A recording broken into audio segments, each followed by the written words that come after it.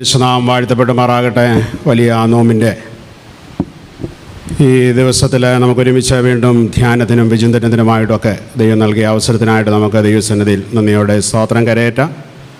ഈ സന്ധ്യയെങ്കിലെ വചന ധ്യാനത്തിനായിട്ട് അപ്പോസ്തലനായ വിശുദ്ധ പൗലോസ് തെസ്സലോനിക്കർക്ക് എഴുതിയ 1-ാം ലേഖനം 5-ാം അധ്യായം അതിൻ്റെ 11 മുതൽ 22 വരെയുള്ള വാക്യങ്ങളെ വായിക്കാം. 1 തെസ്സലോനിക്കർ 5-ാം അധ്യായം 11 മുതൽ 22 വരെ.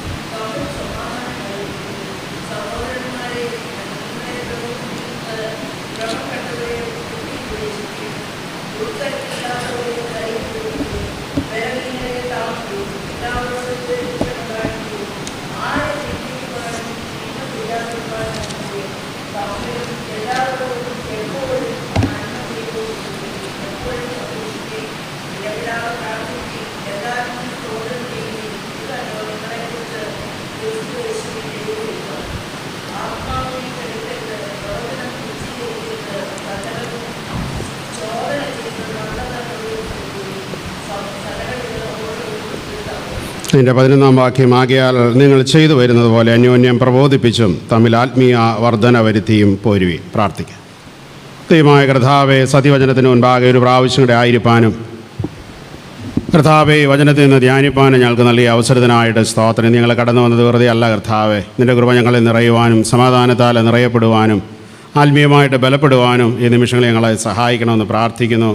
ഈ ദിവസങ്ങൾ വലിയ നോമ്പിൻ്റെ പ്രാർത്ഥനകളിലൂടെ വിവിധ കർത്താവെ വചന ശുശ്രൂഷകളിലൂടെ ഞങ്ങളോട് സംസാരിച്ചുകൊണ്ടിരിക്കുന്ന ഓർത്ത് സ്തോത്രം ചെയ്യുന്ന കർത്താവെ, ഈ ദിവസങ്ങൾ ദൈവത്തിന് ഏറ്റവും പ്രിയമായിട്ടുള്ള കാര്യങ്ങൾ ചെയ്യുവാൻ ഞങ്ങളെ സഹായിക്കണമേ. ദൈവത്തെ വേദനിപ്പിക്കുന്ന കാര്യങ്ങളിൽ നിന്നൊക്കെ മാറി നിൽക്കുവാൻ തക്കവണ്ണം ഞങ്ങളെ ഇടയാക്കണമേ.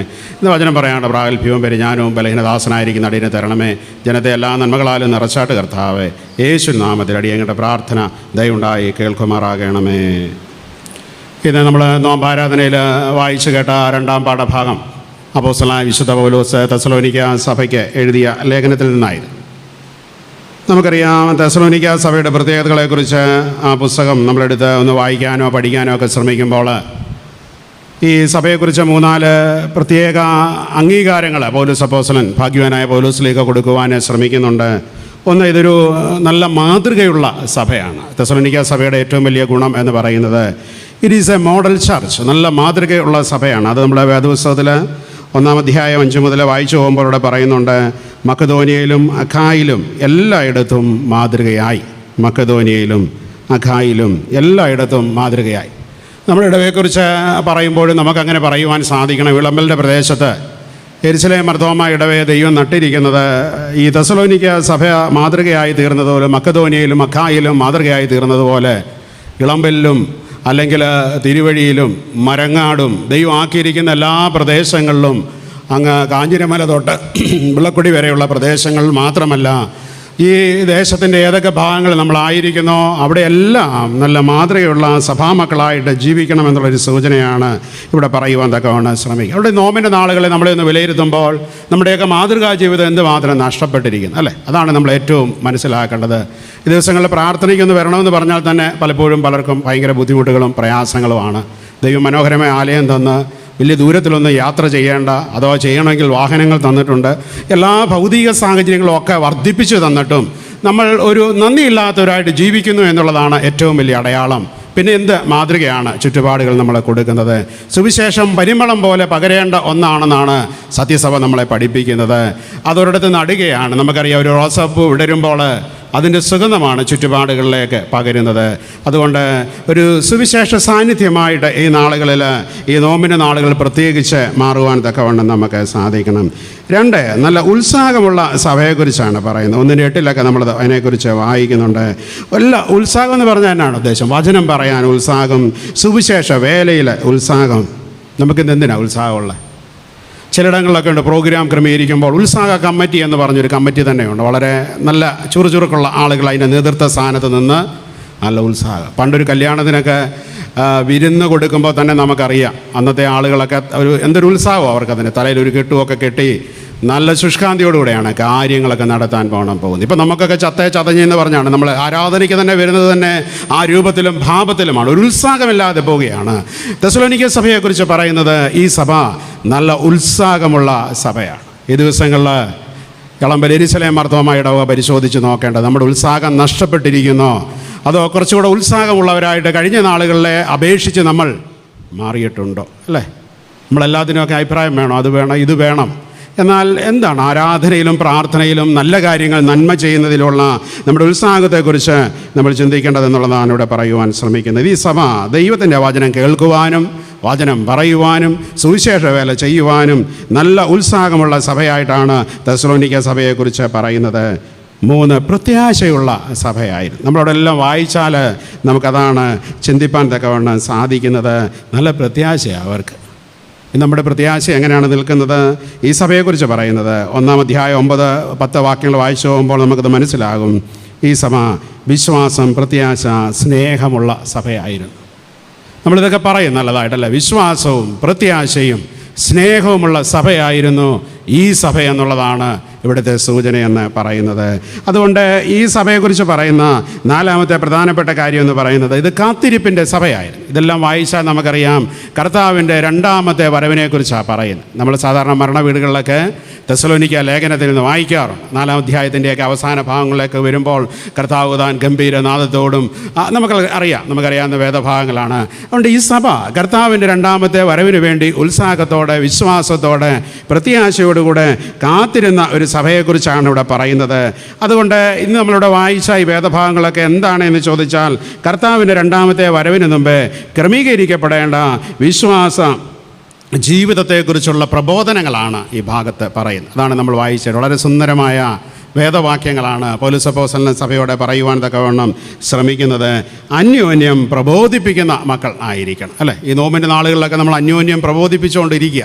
ഈ നാളുകൾ അനേകർ വന്ന ദൈവത്തിൻ്റെ വചനം അല്ലേ പറഞ്ഞു. ഇന്നിപ്പോൾ നോമ്പിൻ്റെ എത്രാമത്തെ ദിവസമാണ് എന്നുള്ളത് നമുക്കറിയാം. പലരിലൂടെ ദൈവം സംസാരിച്ചു നമ്മളിലൂടെ. അല്ലേ?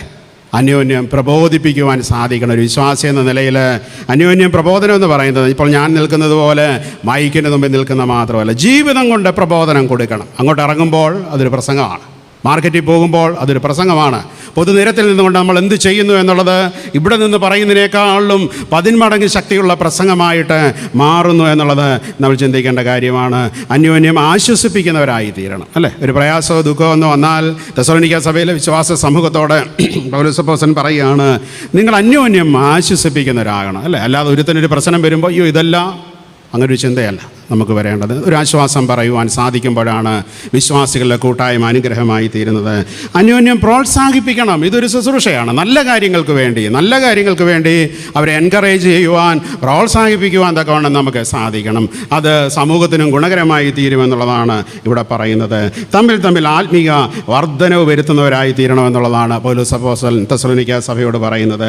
നമ്മുടെ പ്രവൃത്തി മറ്റുള്ളവരെ ആത്മീയത കളയാനിടയാകരുത്. വിശ്വാസി എന്നും പറഞ്ഞ് പള്ളിക്കകത്ത് കയറി ഒരു കാര്യം പറയുകയും വെളിയിലിറങ്ങി മറ്റുള്ളവൻ്റെ മുമ്പിൽ സാക്ഷ്യം കളയുന്നൊരു അനുഭവത്തിൽ നമ്മൾ പ്രവർത്തിക്കുമ്പോൾ മറ്റുള്ളവൻ്റെ ആത്മീയതയോടെ നശിപ്പിച്ച് കളയുവാൻ ഇടയായി തീരുമെന്നുള്ളതാണ് ഇവിടെ പറയുവാൻ ശ്രമിക്കുന്നത്.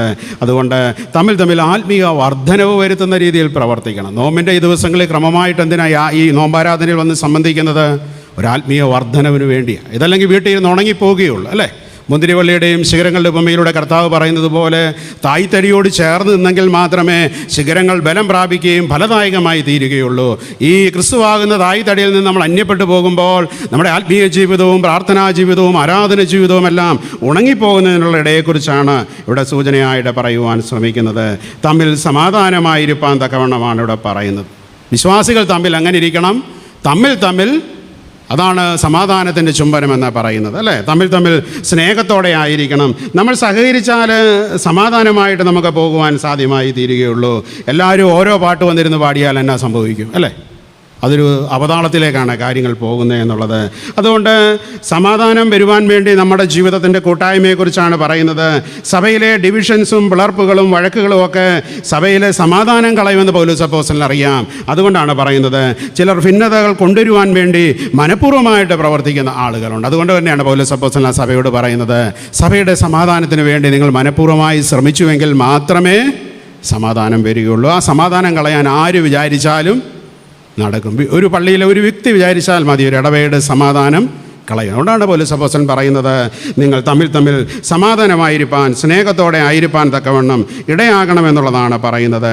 തുടർന്ന് അവരോട് പറയുന്നു, നമ്മൾ 14 വാക്യത്തിലൊക്കെ വായിക്കുന്നുണ്ട്, ക്രമം കെട്ടവരെ ബുദ്ധി ഉപദേശിപ്പീൻ, ക്രമം കെട്ടവരെ ബുദ്ധി ഉപദേശിപ്പീൻ എന്നുള്ളതാണ് പറയുന്നത്. ചിലരുടെ ജീവിതം അങ്ങനെയാണ്, വഴിവിട്ട ജീവിതങ്ങൾ, ക്രമം കെട്ട ജീവിതങ്ങൾ. അവർക്ക് ഒരു നിയമങ്ങളെ ബാധകമല്ല, വളരെ കെയർലെസ് ആയിട്ടാണ് അവരുടെ ജീവിതം എന്ന് പറയുന്നത്. അശ്രദ്ധയാണ്. സ്കൂൾ അസംബ്ലി നടത്തുമ്പോൾ നമുക്കറിയാം, അധ്യാപകർക്കും കുഞ്ഞുങ്ങൾക്കും ഒക്കെ അറിയാം, നമ്മൾ ആ ലൈൻ തെറ്റിക്കാൻ പാടില്ല, അല്ലേ? ക്രമമുണ്ട് അതിന്.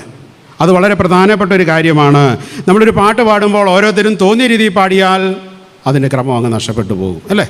അതാണ് അതിനകത്ത് പ്രയാസം എന്ന് പറയുന്നത്. പട്ടാളക്കാർ മാർച്ച് ചെയ്യുമ്പോൾ മാർച്ചിൽ 1-2 പേർ അതൊരു അവതാളത്തിലേക്ക് മാർച്ച് ചെയ്താൽ ആ മാർച്ചിൻ്റെ ഭംഗി അങ്ങ് പോകുമെന്നുള്ളത് നമുക്കറിയാവുന്ന കാര്യമാണ്. അതുകൊണ്ട് ഒരേപോലെ ഒരേ താളത്തിൽ സഭ പോകണമെന്നുള്ളതാണ് പറയുന്നത്. ക്രമം കെട്ടവരെന്ന് പറഞ്ഞാൽ ദൈവത്തിൻ്റെ വഴി വിട്ട് നടക്കുന്ന ആളുകളുണ്ട്, തെറ്റായിട്ട് നടക്കുന്ന ആളുകളുണ്ട്, ജീവിതത്തിന് ചിട്ടയില്ലാതെ നടക്കുന്ന ആളുകളുണ്ട്, അലസരായിരിക്കുന്ന ആളുകളുണ്ട്, വരവറിയാതെ ചെലവാക്കുന്ന ആളുകളുണ്ട്, വായിൽ തോന്നുന്നതെല്ലാം വിളിച്ചു പറയുന്നവരും ക്രമം കെട്ടവരുടെ ഗണത്തിൽ വരുന്നു എന്നുള്ളതാണ് സങ്കടകരമായിരിക്കുന്ന കാര്യമെന്ന് പറയുന്നത്. അവിടെ ക്രിസ്തീയ സഭയുടെ നിലവാരം കളയരുത് എന്നുള്ളതാണ് പൗലോസ് അപ്പോസ്തലൻ തെസ്സലോനിക്ക സഭയോട് പറയുന്നത്. ഈ നോമ്പിൻ്റെ നാളുകളിൽ ക്രമമുള്ളവരായിട്ട് ജീവിക്കുവാൻ സാധിക്കണം, പ്രമാണമുള്ളവരായിട്ട് നമുക്ക് ജീവിക്കുവാൻ തക്കവണ്ണം സാധിക്കണം. കർത്താവിനെ അറിയുന്നവർക്കൊരു ക്രമം ഉണ്ട്. നമ്മൾ ശുശ്രൂഷയ്ക്ക് എടുക്കുന്ന ഈ ചുമന്ന ബൈൻഡുള്ള പുസ്തകത്തിൻ്റെ പേര് തന്നെ ആരാധനക്രമം എന്നുള്ളതാണ്. നോമ്പ് നമസ്കാര ക്രമമാണ്, അതൊരു ക്രമമാണ്. ക്രമത്തിലാണ് നമ്മൾ ആരാധനയ്ക്ക് കട, അല്ലാതെ അങ്ങോട്ട് വന്നിട്ട് വായി വരുന്നതെല്ലാം വിളിച്ചു പറഞ്ഞിട്ട് ക്രമമില്ലാതെ പോകും. ക്രമമുണ്ടാകണം. ചില സഭക്കാരൊക്കെ പറയുന്നൊന്നും വേണ്ടെന്നാണ് പറയും, എന്നാലും അവരും ക്രമത്തിലാണ് പോകുന്നത്. ശ്രദ്ധിച്ചാൽ അറിയാം. നമ്മൾ തുടങ്ങുന്ന പോലെ ആദ്യം പ്രാർത്ഥന, പിന്നെ സ്തുതിപ്പ്, പിന്നെ പ്രാർത്ഥന, പിന്നെ ഇതൊക്കെ അതിനകത്ത് ക്രമമുണ്ട്, ഇല്ലെന്നൊന്നും ആർക്കും പറയാൻ പറ്റത്തില്ല. എന്നാൽ ഇതല്ലേ ഒന്നുകൂടെ ഭംഗിയായിട്ടുള്ള കാര്യം. നമ്മളത് ക്രമത്തിൽ പോകുമ്പോൾ അതിന് ചിട്ടയായിരിക്കുന്ന അനുഭവങ്ങളാണ് അത് പറയുന്നത്. ഇവിടെ കർത്താവിൻ്റെ വരവിൽ ഒരുക്കമുള്ള സഭയാകണമെന്നുണ്ടെങ്കിൽ ഈ ക്രമീകരണങ്ങൾ നമുക്ക് വേണമെന്നുള്ളതാണ് പൗലോസ് അപ്പോസ്തലൻ പറയുന്നത്. അതുകൊണ്ട് ക്രമം കെട്ട് നടക്കുന്നവരെ വിശ്വാസികൾ എന്ത് ചെയ്യണം? ബുദ്ധി ഉപദേശിക്കണം. ഇതൊക്കെ പറ്റുന്നുണ്ടോ ഈ നാളുകളിൽ? അവരോട് പറയണമെന്നുണ്ടെങ്കിൽ നമുക്ക് ജീവിതം ഉണ്ടെങ്കിലേ പറയാൻ പറ്റത്തുള്ളൂ. ക്രമം കെട്ട് നടക്കുമ്പോൾ ചെറുപ്പക്കാരോട് ചെന്ന് പറയണം, മോനെ ഈ ജീവിതം ശരിയല്ല, അല്ലേ? കുഞ്ഞുങ്ങളോട് പറയണം, മുതിർന്ന ആളുകളാണെങ്കിലും പറയാം. പണ്ടൊക്കെ പല ഇടവകളിലും പറയാൻ ആധികാരികതയുള്ള ആളുകൾ ഉണ്ടായിരുന്നു. പലർക്കും പറയാൻ പറ്റാത്തതിൻ്റെ കാരണം അവർ നന്നായിട്ടില്ല എന്നുള്ളതാണ്. അങ്ങനെയുള്ള ഒത്തിരി ആളുകളുള്ളൊരു സഭയായിരുന്നു മാർത്തോമാ സഭ. ഇന്നത് കുറഞ്ഞു പോകുന്നുണ്ടോ എന്നുള്ളത് നമ്മൾ ആത്മപരിശോധന ചെയ്യേണ്ട കാര്യമാണ്. തുടർന്ന് പൗലോസ് അപ്പോസ്തലൻ വീണ്ടും പറയുന്നു, ഉൾക്കരുത്തില്ലാത്തവരെ ധൈര്യപ്പെടുത്തുവീൻ. ഉൾക്കരുത്തില്ലാത്തവരെ ചിലരുടെ മനസ്സെന്ന് പറഞ്ഞാൽ ഫീബിൾ മൈൻഡാണ്, വളരെ ദുർബലമാണ് പറയുന്നത്. അത് തീരുമാനശേഷി എടുക്കാൻ കുറഞ്ഞ ആളുകൾ. ചില ആളുകൾക്ക് പെട്ടെന്ന് ഡിസിഷൻ മേക്കിംഗ് വളരെ ബുദ്ധിമുട്ടാണ്. വളരെ പ്രധാനപ്പെട്ട കാര്യമാണ്. ഒരു നിർണായക നിമിഷത്തിൽ കൃത്യമായ തീരുമാനമെടുത്ത് മുമ്പോട്ട് പോയില്ല എങ്കിൽ കാര്യങ്ങൾ അവതാളത്തിലാകാൻ സാധ്യതയുണ്ട്. അതുകൊണ്ട് അവരെ നമുക്ക് സഹായിക്കാൻ പറ്റുമെങ്കിൽ സഹായിക്കണമെന്നതാണ് പൗലോസ് അപ്പോസ്തലൻ പറയുന്നത്. നമ്മൾ ചിലപ്പോൾ ചിന്തിക്കും, എന്നെക്കൊണ്ട് ഇത് പറ്റുമോ? നമ്മൾ പല കാര്യങ്ങളും അങ്ങനെയാണ്. ഒരു മോട്ടിവേഷനാണ്, നിന്നെ കൊണ്ടേ പറ്റത്തുള്ളൂ എന്നുള്ള ഒരു പ്രചോദനത്തെ കൊടുക്കുവാൻ തക്കവണ്ണം സാധ്യമായി തീരണം. അതുകൊണ്ട് നെഗറ്റീവ് സൈഡ് മാത്രം പറഞ്ഞുകൊണ്ട് നടക്കുന്ന ആളുകളായിട്ട് തീരുവാൻ ഇടയാകാതെ ജീവിതത്തെ എങ്ങനെ നേരിടണമെന്നുള്ളതാണ് പൗലോസ് അപ്പോസ്തലൻ പറയുന്നത്. ഒരു പ്രലോഭനം വരുമ്പോൾ ഉൾക്കരുത്തില്ലാത്തവർക്ക് പ്രശ്നങ്ങളുണ്ട്. ഒരു പരീക്ഷ വരുമ്പോൾ മനസ്സിന് ഉൾക്കരുത്തില്ലാത്തവർക്ക് പ്രതിസന്ധികളുണ്ട്. അതുകൊണ്ട് അതിനെ എങ്ങനെ നേരിടണം, പഠിപ്പിക്കണം എന്നുള്ളതാണ് ഇവിടെ പറയുവാൻ ശ്രമിക്കുന്നത്. തോൽവി, പരാജയം എന്ന് പറഞ്ഞാൽ ജീവിതത്തിൽ താങ്ങാൻ പറ്റത്തില്ല. ചിലർ ദുർബല മനസ്ഥിതിയാണ് പലരെയും, അല്ലേ? എല്ലാവരും ഒരുപോലെ മനസ്സിന് കട്ടിയുള്ള ആളുകൾ. നമ്മൾ ചിലരെക്കുറിച്ച് പറയും, അവൻ്റെ മനസ്സ് ഉള്ളിത്തൊലി പോലെയുള്ള അച്ചാന്ന് പറയും, അല്ലേ? വളരെ ലോലമാണ് എന്ന് പറയും. ചിലർക്കങ്ങനെ, എല്ലാവർക്കും ഒരുപോലെയല്ല ഓരോന്നും നേരിടാനുള്ള പവറുള്ളത്, അല്ലേ? എന്നാൽ അവരെ നമ്മൾ കുറച്ചുകൂടെ ഒന്ന് മോട്ടിവേറ്റ് ചെയ്ത് പ്രചോദനം കൊടുത്ത് ശക്തിപ്പെടുത്തുവാൻ തക്കവണ്ണം നമുക്ക് സാധ്യമായി തീരണം. പൗലോസ് അപ്പോസ്തലൻ തുറന്ന് സഭയോട് പറയുന്നു, ബലഹീനരെ താങ്ങുവാൻ തക്കവണ്ണം നമുക്ക് സാധിക്കണം. തന്നെ നിൽക്കുവാൻ സാധിക്കാത്തതിനാൽ അവരെ താങ്ങണമെന്നുള്ള രീതിയിലാണ് പറയുന്നത്. എന്ത് ബലഹീനതയാണ്? വിശ്വാസത്തിൽ ബലഹീനമുള്ള ആളുകളുണ്ട്. ചിലർക്ക് വിശ്വാസം ഭയങ്കര ബലഹീനത, ഇങ്ങനെ കയ്യാലപ്പുറത്തെ തേങ്ങ പോലെയാണ്. അവിടെ വേണോ, ഇവിടെ വേണോ, അങ്ങനെ വേണോ, ഇങ്ങനെ വേണോ, വിശ്വാസത്തിന് ഉറപ്പുള്ളവരായി തീരണം. നമ്മൾ നിൽക്കുന്ന സഭയിൽ നിന്ന് വിളിച്ചാൽ തമ്പുരാൻ എൻ്റെ പ്രാർത്ഥന കേൾക്കുമെന്ന് വിശ്വാസത്തിൻ്റെ ഒരു ഉറപ്പ് നമുക്കുണ്ടാകണം. പിതാക്കന്മാർ വിളിച്ച സഭയാണ്, മാതാക്കന്മാർ വിളിച്ച സഭയാണ്. ചാഞ്ചല്യപ്പെട്ട് പോകണ്ട, ആടി പോകണ്ട. ഒന്നേ ഉള്ളൂ പ്രിയമുള്ളവരെ, നിലപാടുകൾക്ക് വ്യക്തതയും നട്ടെല്ലുമുള്ളവരാകണം. ഈ വിശ്വാസം എത്രയോ നൂറ്റാണ്ടുകളായ വിശ്വാസത്തിൻ്റെ ഭാഗമാണ് അല്ലേ. വിശ്വാസത്തിന് ഇന്ന് ബലം കുറഞ്ഞു പോവുകയാണ്. ചില ആളുകളുടെയൊക്കെ തെറ്റായ ദുരുപദേശങ്ങളുടെ മുമ്പാകെ ആളുകൾ വിശ്വാസത്തിൻ്റെ ബലക്കുറവിൽ പോവുകയാണ്. അതുകൊണ്ടാണ് പൗലോസ് അപ്പോസ്തലൻ പറയുന്നത്, സത്യസഭ പഠിപ്പിച്ച വിശ്വാസത്തിന് എതിരായിട്ട് സ്വർഗത്തിൽ നിന്നൊരു ദൂതൻ വന്ന് പഠിപ്പിച്ചാലും അവൻ ശപിക്കപ്പെട്ടവനാകുന്നു എന്നുള്ളതാണ് പൗലോസ് അപ്പോസ്തലൻ പറയുന്നത്. ബലഹീനർ വികാരത്തിൽ ബലഹീനരാണ്. ചിലർക്ക് വൈകാര്യമായ നിയന്ത്രണങ്ങളില്ലാതെ പോകുന്നല്ലേ. അവരുടെ ജീവിതത്തിൽ അവർക്ക് വിചാരങ്ങളെക്കാളിലും മുമ്പിൽ വികാരങ്ങളാണ് മുമ്പിൽ നിൽക്കുന്നത്. പെട്ടെന്ന് പലപ്പോഴും പല എടുത്തിയാട്ടങ്ങളും പല കുഴപ്പങ്ങളിലേക്കൊക്കെ ജീവിതം ചെല്ലും. പിന്നെ ചെയ്ത് കഴിഞ്ഞിട്ടാണ് ചിന്തിക്കുന്നത്. ചില ആളുകളെ ഈ ജയിലിലൊക്കെ ചെറുപ്പക്കാരെ ചെന്ന് കാണുമ്പോൾ നല്ല സുന്ദരന്മാരായ ചെറുപ്പക്കാർ. ഞാൻ ഒരിക്കൽ നോർത്ത് ഇന്ത്യ ചെന്നപ്പോൾ അവിടുത്തെ ഒരു ജയിലിൽ പോയി. അപ്പോൾ അവർ പറയുന്നൊരു കാര്യമുണ്ട്, ഞങ്ങൾ ഈ കൊലപാതകം ചെയ്യണമെന്ന് വിചാരിച്ച് ചെയ്തതല്ല. ഒരു ദുർബല നിമിഷത്തിൽ പെട്ടെന്ന് കോപം കയറിയപ്പോൾ, വാശിക്ക്, ദേഷ്യത്തിന് ആ ദുർബല നിമിഷത്തിൽ ചെയ്തു പോയതാണ്. പക്ഷേ എന്തോ ചെയ്യാനാ, ജീവപര്യന്തം തടവുമായിട്ട് വന്ന് കിടക്കുകയാണ്. ഇതുപോലെയാണ് നമ്മുടെ ജീവിതത്തിലൊക്കെ പലപ്പോഴും സംഭവിക്കാവുന്ന കാര്യം. അതുകൊണ്ട് ഈ നോമ്പിൻ്റെ നാളുകളിൽ വിശ്വാസത്തിൽ കുറച്ചുകൂടെ ആഴമുള്ളവരായി തീരുവാൻ, വികാരത്തിൽ കുറച്ചുകൂടെ പക്വതയുള്ളവരായി തീരുവാൻ നമുക്ക് സാധ്യമായി തീരണം. സമ്പത്തിൽ ബലഹീനരായവരെ താങ്ങാൻ സാധിക്കണം. സമ്പത്തിൽ ബലഹീനത എന്ന് പറയുമ്പോൾ നമുക്കറിയാം, നോമ്പ് പറയുന്നത് ദാനധർമ്മങ്ങളുടെ കാലഘട്ടമാണ് അല്ലേ. നമ്മുടെ ജീവിതത്തിൽ സാധിക്കുന്ന സഹായങ്ങൾ കരുതലായിട്ട്, സ്നേഹമായിട്ട് ഈ നാളുകളിൽ കൊടുക്കുവാൻ തക്കവണ്ണം സാധ്യമായി തീരണം. വൈകല്യമുള്ളവരെ താങ്ങുവാൻ തക്കവണ്ണം നമുക്ക് സാധ്യമായി തീരണം. പല കാര്യങ്ങളാൽ ഒറ്റപ്പെട്ടു പോകുന്ന അനുഭവങ്ങളിലൂടെ ജീവിക്കുന്ന ആളുകളാണ് ഏറ്റവും പ്രധാനപ്പെട്ട എന്ന് പറയുന്നത്. ബലഹീനരെ വളരെ നമ്മൾ പറയും സഹിഷ്ണുതയോടെ നമുക്ക് പറ്റത്തുള്ളൂ. ഇപ്പോൾ ഓട്ടിസം ബാധിച്ച ഒരു കുഞ്ഞിനെ ഹാൻഡിൽ ചെയ്യുക എന്ന് പറയുന്നത് നോർമലായിട്ടൊരു കുഞ്ഞിനെ ഹാൻഡിൽ ചെയ്യുന്ന പോലല്ല. വീൽ ചെയറിൽ വരുന്ന ഒരു വ്യക്തിയോടുള്ള ഒരു സമീപനം നമ്മൾ സ്പീഡിൽ നടക്കുന്ന പോലെയല്ല. ശരീരത്തിന് വൈകല്യമുള്ള ആളുകളോടുള്ള നമ്മുടെ സമീപനം അല്ലേ. ഇപ്പോൾ ഒരു കൊച്ചു കുഞ്ഞാണ്, വീട്ടിൽ അമ്മയൊക്കെ അതിന് കുഞ്ഞിന് ചോറ് വാരി കൊടുക്കുന്നത് നമുക്കറിയാം അല്ലേ. കഥയൊക്കെ പറഞ്ഞ് അല്ലേ, വളരെ സുന്ദരമായിട്ട് അതൊക്കെ പ്രസൻറ്റ് ചെയ്ത്, ഇടയ്ക്ക് ആവശ്യമില്ലാത്ത ചില കള്ളക്കഥയൊക്കെ പറഞ്ഞ്, പള്ളിയിലെ അച്ഛനാണെന്നും പറഞ്ഞ് അവിടെ ഇരുന്ന് നമുക്കൊരു അടിയൊക്കെ കൊടുത്ത് അച്ഛനിട്ട് അടിച്ചു അല്ലേ. കുഞ്ഞ് വിചാരിക്കും ഇതൊക്കെ സംഭവമാണ്. അങ്ങനെയൊക്കെ പറഞ്ഞാണ് ചോറൊക്കെ നമ്മൾ വാരി കൊടുക്കുന്നത്. അപ്പൻ്റെ കയ്യിൽ ഈ സാധനത്തെ കൊണ്ട് കൊടുത്താലോ, ഒരു മിനിറ്റ് കഴിയുമ്പോൾ അവിടെ ഒരു പാത്രം മറിയുന്ന ശബ്ദവും കേൾക്കാം, ഒരു അടിയും ബഹളവും. അത്രയും സഹിഷ്ണുതയൊക്കെ ഉള്ളൂ. എന്നാൽ സ്നേഹത്തോടെ നോക്കുന്ന ഒത്തിരി അപ്പന്മാരുണ്ട്, ഇല്ലെന്നുള്ളതല്ല ഞാൻ പറയുവാൻ ശ്രമിക്കുന്നത്. അപ്പോൾ അതുകൊണ്ടാണ് പൗലോസ് അപ്പോസ്തലൻ പറയുന്നത്, എങ്ങനെയാണ് ബലഹീനരായിരിക്കുന്ന ആളുകളോട് നമുക്ക് പെരുമാറുവാൻ തക്കവണ്ണം സാധ്യമായിട്ട് തീരുന്നത്. ഒത്തിരി സഹിഷ്ണുത വേണം എന്നുള്ളതാണ് പറയുന്നത്. അതുകൊണ്ട് ജീവിതത്തിൻ്റെ സാധ്യതകൾ ദൈവം ഒരുക്കുമ്പോൾ പോകുവാൻ തക്കവണ്ണം നമുക്ക് സാധ്യമായിട്ട് തീരും. നമ്മുടെ ജീവിതത്തിൽ ദൈവം ഒരുക്കുന്ന നന്മകളുടെ പുറകെ നമ്മൾ എത്രത്തോളം യാത്ര ചെയ്യുന്നു എന്നുള്ളത് നമ്മൾ ചിന്തിക്കേണ്ട കാര്യമാണ്. അടുത്തത് സഭയോട് പറയാണ്, ദീർഘക്ഷമ കാണിപ്പി. നല്ല വെറും ക്ഷമയല്ല പറയുന്നത്, എങ്ങനെയുള്ള ക്ഷമയാണ്? ദീർഘക്ഷമയെക്കുറിച്ചാണ് ഇവിടെ പറയുന്നത്. നമുക്ക് ചിലരുമായിട്ടൊക്കെ മുഷിവുണ്ടായെന്ന് വരാം, ചിലർ നമ്മളെ മുറിപ്പെടുത്തുന്ന വാക്കുകളൊക്കെ ഉപയോഗിച്ചെന്ന് വരാം അല്ലേ. എന്നാൽ ദൈവകൃപയിൽ ആശ്രയിച്ച് ക്ഷമയോടെ ഇരിക്കാൻ നമുക്ക് പറ്റുമോ? ദീർഘക്ഷമയിലെ കുടുംബങ്ങളുടെ ബന്ധങ്ങൾ നിലനിൽക്കത്തുള്ളൂ, ദീർഘക്ഷമയിലെ നമ്മുടെ സൗഹൃദങ്ങൾ നിൽക്കത്തുള്ളൂ. അത് നമ്മൾ ചിന്തിക്കേണ്ട കാര്യമാണ്. ദീർഘക്ഷമയിലെ നമുക്ക് ബന്ധങ്ങളെയും ചിലരെയൊക്കെ നേടുവാൻ സാധിക്കത്തുള്ളൂ എന്നുള്ളതാണ് ഇവിടെ പറയുവാൻ ശ്രമിക്കുന്നത്. ഈ നാളിൽ നമുക്കെല്ലാം ഇത് കുറവാണ്. നോമ്പ് പറയുന്നത് ദീർഘക്ഷമയുള്ളവരായിരിക്കാൻ തക്കവണ്ണമാണ് അല്ലേ. പലപ്പോഴും അത് പോകുന്നതുകൊണ്ടാണ് നമുക്ക് ചിലപ്പോൾ ഒരുമിച്ചുള്ള യാത്ര തുടരാൻ സാധിക്കാതെ പോകുന്നത്. വീണ്ടും പറയുന്നു, എപ്പോഴും നന്മ ചെയ്യുവീൻ. ആളുകൾ നമ്മളോട് തിന്മ ചെയ്യും, എന്നാൽ നമ്മൾ തിന്മയെ എങ്ങനെ ജയിക്കണമെന്നാണ് പറഞ്ഞത്? തിന്മയെ നന്മ കൊണ്ട് ജയിക്കണമെന്നുള്ളതാണ് പറയുന്നത്. നമ്മളെ ക്രിട്ടിസൈസ് ചെയ്യുന്ന ആളുകളുണ്ട്, നമ്മളെ പരിഹസിക്കുന്ന ആളുകളുണ്ട് അല്ലേ, നമ്മളെ നിന്ദിക്കുന്ന ആളുകളുണ്ട്, നമ്മളെ റിജക്റ്റ് ചെയ്യുന്ന ആളുകളുണ്ട്, നമുക്കിട്ട് നല്ല പാര വെക്കുന്ന ആളുകളുണ്ട്. നമ്മൾ പ്രതികാരം ആർക്ക് കൊടുക്കണം? ദൈവത്തിന് കൊടുക്കണം. പ്രതികാരം നമ്മൾ ദൈവത്തിന് കൊടുക്കാൻ സാധിക്കണം. ഈ നോമ്പിൻ്റെ നാളുകളിൽ സ്നേഹത്തിൻ്റെ ആത്മാവിനാൽ നമ്മൾ ഭരിക്കപ്പെടുവാൻ തക്കവണ്ണം ഇടയായിത്തീരണം. 16-ാം വാക്യത്തിൽ പറയുന്നു, കർത്താവിൽ എപ്പോഴും എപ്പോഴും സന്തോഷിപ്പീൻ എന്നാണ് പറയുന്നത്. സന്തോഷം വരുമ്പോൾ എന്നാ ഗുണം? നമ്മുടെ ഭാരങ്ങളൊക്കെ നീങ്ങിപ്പോവും. കൊടുക്കുമ്പോൾ എങ്ങനെ കൊടുക്കണം? സന്തോഷത്തോടെ കൊടുക്കുവാൻ തക്കവണ്ണം സാധ്യമായി തീരണം. സന്തോഷം എപ്പോഴും ഉണ്ട്. അത് നമ്മുടെ ഉയർച്ചയിലും താഴ്ചയിലും രോഗത്തിലും സൗഖ്യത്തിനുമുള്ള സന്തോഷത്തെക്കുറിച്ചാണ് പൗലോസ് അപ്പോസ്തലൻ പറയുന്ന സന്തോഷം. കർത്താവിൽ എപ്പോഴും സന്തോഷിപ്പനെന്ന് പൗലോസ് അപ്പോസ്തലൻ മറ്റ് ലേഖനങ്ങളിലും പറയുന്നുണ്ട്. ആ സന്തോഷം എന്ന് പറയുന്നത് നമ്മുടെ കൂട്ട് അട്ടഹസിച്ച് അർമാദിച്ചു പോകുന്ന സന്തോഷമല്ല. ജീവിതത്തിൻ്റെ ഏത് അവസ്ഥയിലും ഒരു വിശ്വാസിക്ക് കർത്താവിൽ സന്തോഷത്തോടെ നല്ലത് വന്നാലും തിന്മ വന്നാലും സകലതും നന്മയ്ക്കായിട്ട് കൂടി വ്യാപരിപ്പിക്കുന്ന ദൈവത്തിൻ്റെ പ്രവർത്തനമാണ് എന്ന് മനസ്സിലാക്കാൻ സാധിക്കണം. അത് സാധിക്കണമെങ്കിൽ വലിയ ദൈവകൃപയുണ്ടെങ്കിൽ സാധിക്കത്തുള്ളൂ. സാധാരണ രീതിയിൽ അങ്ങനെ സന്തോഷിപ്പാൻ എല്ലാവർക്കും പറ്റിയെന്ന് വരില്ല എന്നുള്ളതാണ് ഇവിടെ പറയുന്നത്. അതുകൊണ്ട് സഭയിൽ പല ടൈപ്പ് ആളുകളുണ്ട്. കുറ്റം പറഞ്ഞുകൊണ്ട് നടക്കുന്ന ആളുകളുണ്ട്.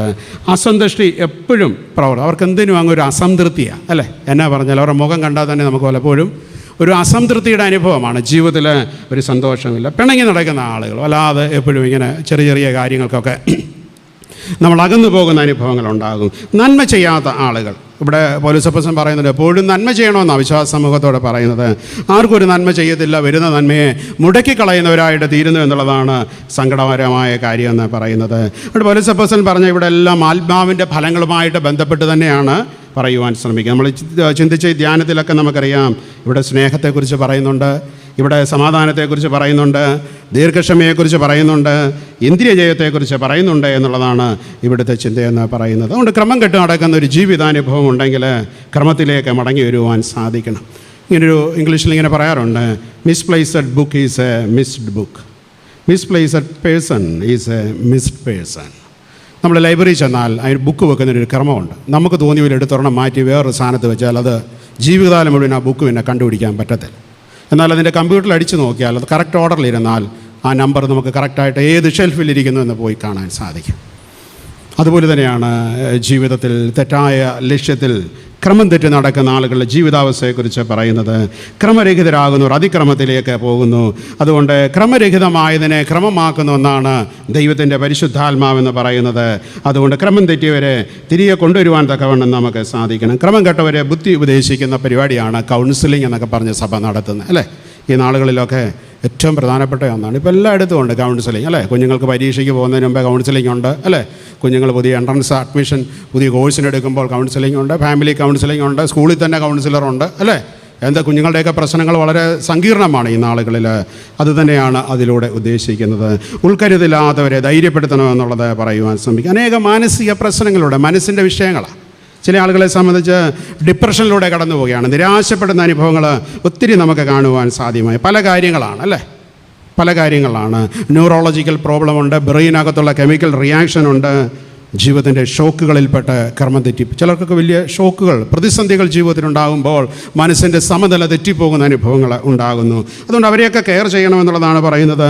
ആത്മഹത്യകളിൽ നിന്ന് വല്ലാതെ വർദ്ധിക്കുന്നു. ആത്മഹത്യ സ്കാഡുകളുണ്ട്. നമ്മളൊന്ന് ഫോണിൽ വിളിച്ചാൽ അവർ കൗൺസിലിംഗ് തരും, അല്ലെങ്കിൽ ഓടി നമ്മുടെ അടുക്കൽ എത്താം. കുഞ്ഞുങ്ങൾ പരീക്ഷയുടെ കാലഘട്ടമാകുമ്പോൾ പരീക്ഷയുടെ പേടി, തുറന്ന് പരീക്ഷ റിസൾട്ട് വരുമ്പോൾ അവർ പരാജയപ്പെടുന്നു. എന്ത് സംഭവിക്കുന്നു?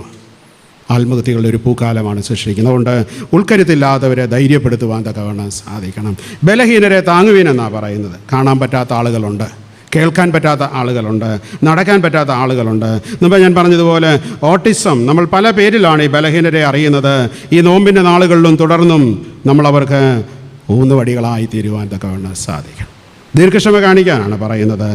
പല രീതിയിലുള്ള കുഴപ്പങ്ങളിൽ ആയിരിക്കുന്ന ആളുകളോട് നമ്മൾ ദീർഘക്ഷമ കാണിച്ചെങ്കിൽ അവരെ നമുക്ക് നേടുവാൻ സാധിക്കത്തുള്ളൂ എന്നുള്ളതാണ് ഇവിടുത്തെ പ്രത്യേകതയെന്ന് പറയുന്നത്. ഇവിടെ ഞാൻ പറഞ്ഞ് അവസാനിപ്പിക്കുകയാണ്. പ്രിയമുള്ളവരെ, നോമ്പിൻ്റെ നാളുകളിൽ ഒരു കുഞ്ഞിനെ പോലെ നമ്മളായിത്തീരണം. 50 ദിവസത്തെ നോമ്പ് നോക്കുമ്പോൾ ഒരു കുഞ്ഞിൻ്റെ നിഷ്കളതയിലേക്കും കുഞ്ഞിൻ്റെ നന്മയിലേക്കും നമ്മുടെ ജീവിതം മാറണം. കുഞ്ഞുങ്ങളെ സംബന്ധിച്ച് അവർ മനസ്സിലൊന്നും വെക്കത്തില്ല. നമ്മൾ ജീവിതകാലം മുഴുവൻ പറഞ്ഞതും ചുമന്നുകൊണ്ട് നടക്കുക. അതാണ് നമ്മുടെയൊക്കെ പ്രശ്നമെന്ന് പറയുന്നത്. ഒരുപാട് കൊട്ടക്കണക്കിന് ചുമന്നുകൊണ്ട് നമ്മൾ നടക്കുകയാണ്. കുഞ്ഞിനൊക്കെ അന്നേരത്തേ ഉള്ളൂ, അത് പറഞ്ഞു കഴിഞ്ഞു, മനസ്സിലൊന്നും വെക്കുന്നില്ല. അങ്ങനെയാണ് ഒരു ജീവിതം മുമ്പോട്ട് പോയെങ്കിൽ സ്മൂത്തായിട്ട് നമുക്ക് മുമ്പോട്ട് പോകാൻ സാധ്യമായി തീരുകയുള്ളൂ. കുഞ്ഞിനോട് നമ്മൾ ചോദിച്ചാൽ സ്നേഹം, പുഞ്ചിരിയൊക്കെ കുഞ്ഞുങ്ങളെ നോക്കി പഠിക്കണം. ചിരിക്കും, നല്ല സുന്ദരമായിട്ടാണ് കുഞ്ഞ് ചിരിക്കുന്നത്, അല്ലേ? കുറച്ച് കഴിയുമ്പോൾ നമ്മുടെ ഈ പുഞ്ചിരിയൊക്കെ നമുക്കങ്ങ് നഷ്ടപ്പെടും. ജീവിതത്തിൽ ചില കഠിന യാഥാർത്ഥ്യങ്ങളിലൂടെ പോകുമ്പോൾ സംഭവിക്കുന്ന കാര്യങ്ങളായിരിക്കാം, അല്ലേ? നമുക്കതൊക്കെ നഷ്ടപ്പെട്ടു പോകുന്നു എന്നുള്ളതാണ് സങ്കടമെന്ന് പറയുന്നത്. ഒരു പാട്ട് കേട്ടാൽ ഒന്ന് കൂടെ മൂളാൻ, അല്ലേ? ഒന്ന് ഒരു ഡാൻസിൻ്റെ ഒരു സ്റ്റെപ്പിനോട് ചേർന്ന് പോകുവാൻ പലപ്പോഴും. എന്നാൽ ഒരു കുഞ്ഞിനോട് നമ്മളൊരു തമാശ പറഞ്ഞാൽ നമ്മളെക്കാട്ടിലും ഏറ്റവും സുന്ദരമായി ഈ തമാശ കേട്ടാൽ ചിരിക്കുന്ന ആരാണ്? കുഞ്ഞുങ്ങളാണ്. ഭയങ്കര രസമാണ് നമ്മളത് കാണുവാൻ, അല്ലേ? നമ്മളിങ്ങനെ മസിലൊക്കെ പിടിച്ചു വന്നിരിക്കുകയാണ്. എവിടെയാണ് ജീവിതം? എവിടെയെങ്കിലുമൊക്കെ ഒന്ന് റിലീസ് ചെയ്യുവാൻ, തുറന്നു വിടുവാൻ നമുക്ക് ഈ നാളുകളിൽ സാധിക്കണം എന്നുള്ളതാണ് പറയുന്നത്. വളരെ ജെനുവിനാണ് കുഞ്ഞുങ്ങൾ. നമ്മൾ സാധാരണ പറയും പിള്ള മനസ്സിൽ എന്തോ ഇല്ലെന്ന് പറയും. പിള്ളാച്ചൻ്റെ മനസ്സിലല്ല, പിള്ള മനസ്സിൽ എന്നാ ഇല്ല? കള്ളമില്ല. കുഞ്ഞ് തുറന്ന് പറയും, അല്ലേ? അപ്പം കട്ടിക്കീഴേ ഇല്ലെന്നും പറയും പിരിവുകാർ വരുമ്പം. കട്ടിക്കീഴേ പോലും പത്തായത്തിലില്ല എന്ന് പറഞ്ഞ പണ്ടത്തെ കഥ പോലെ അല്ലേ. കുഞ്ഞുങ്ങൾ വളരെ സത്യസന്ധമായിട്ട് ചില വീട്ടിലൊക്കെ വിടാൻ നമുക്ക് പേടിയാണ്. നമ്മൾ പിന്നെ ട്രെയിൻ ചെയ്ത് കൊടുക്കും. അവിടെ ചെന്ന് അങ്ങനെ പറയില്ല, ഇങ്ങനെ വരും. അച്ഛൻ കയറി വരുമ്പം ചില കുഞ്ഞുങ്ങളൊക്കെ വളരെ നിഷ്കളങ്കമായിട്ട് എന്നൊക്കെയാണ് അച്ചായം കാണിക്കുന്നത്, എന്താണ് വീട്ടിൽ പപ്പ കാണിക്കുന്നത്, പിള്ളേർ നല്ല. അതുകൊണ്ടാണ് ഇപ്പം പിള്ളേരെ വീട്ടിൽ വന്ന അച്ഛന്മാരുടെ അടുത്തൊന്നും വിടാറില്ല. ഉള്ള കാര്യമൊക്കെ തുറന്നു പറഞ്ഞാൽ പിന്നെ എങ്ങനെയാണ്, നമുക്ക് പ്രയാസമല്ലേ എന്നുള്ളതാണ്. പിള്ള മനസ്സിൽ കള്ളമില്ല, വളരെ ജെന്യുവിനായിട്ട് ഇടപെടണം. നോമ്പ് പറയുന്നത് തന്നെയാണ്, സത്യസന്ധമായിട്ട് നമുക്ക് ഇടപെടുവാൻ ഈ നാളുകളിൽ സാധിക്കുന്നുണ്ടോ? നമ്മൾ ചിരിച്ച് കാണിക്കുന്ന പോലെയല്ല. ഉള്ളിൻ്റെ അകത്ത് പലർക്കും വിഷപ്പല്ലുകളാണ് അല്ലേ. ഇത് പോകണം, ഇത് ഒഴിഞ്ഞു പോകണം. ഇതൊഴിഞ്ഞു പോയെങ്കിൽ നമ്മൾ നോമ്പ് ആചരിക്കുന്നതിലൂടെ അനുഗ്രഹമായിരിക്കുന്ന അനുഭവത്തിലേക്ക് പോകുവാൻ സാധിക്കും. കുഞ്ഞുങ്ങൾക്ക് നല്ല എനർജിയാണ്, നല്ല ലൈവാണ് കുഞ്ഞുങ്ങൾ അല്ലേ. കുഞ്ഞുങ്ങളിങ്ങനെ ചടുലമാണ് അല്ലേ, വളരെ ഡൈനാമിസമാണ്. നമ്മളെങ്ങനെ ആരാധനയ്ക്ക് കയറി വരുന്ന കണ്ടു കഴിഞ്ഞാൽ അന്നേരം എനിക്ക് തോന്നും ഈ വടിയെടുത്ത ഉടനെ അങ്ങ് വീട്ടിലോട്ടങ്ങ് തിരിച്ചു വിട്ടാൽ എന്നാ, ആർക്കാണ്ട് വേണ്ടി കയറി വരുവാ ഇങ്ങോട്ടല്ലേ. മോർച്ചറിക്കകത്ത് കയറുന്ന പോലെയല്ല പള്ളിക്കകത്തോട്ട് കയറേണ്ടത് അല്ലേ.